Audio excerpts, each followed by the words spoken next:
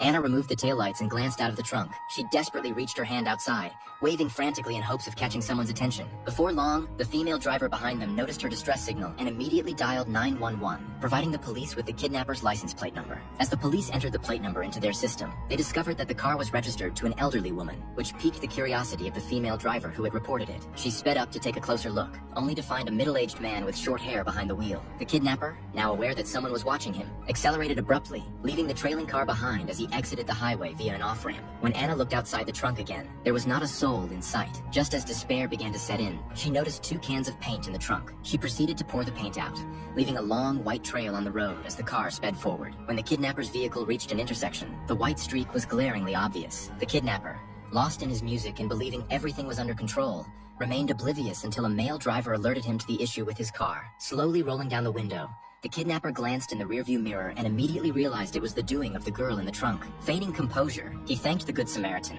and as soon as the light turned green, sped away from the scene. He drove to a secluded spot, intending to teach the girl a lesson. As Anna sensed the car coming to a stop, she grabbed a screwdriver. The moment the kidnapper opened the trunk, he snatched the tool away. He threatened Anna to keep quiet and reached for a bottle of sedatives from the passenger seat, planning to drug her once more. Just as he was about to make his move, a voice called out from behind. It was the male driver from earlier who had followed them out of concern. The kidnapper, realizing the situation, quickly pretended to be tidying up with the screwdriver and assured the man that he had everything under control, urging him not to worry. He knew that if the driver took just a few more steps, his scheme would be exposed. Seeing no apparent issues, the male driver returned to his car. Still uneasy, he took one last look and pulled out his phone, ready to call for help on the kidnapper's behalf. But at that very moment,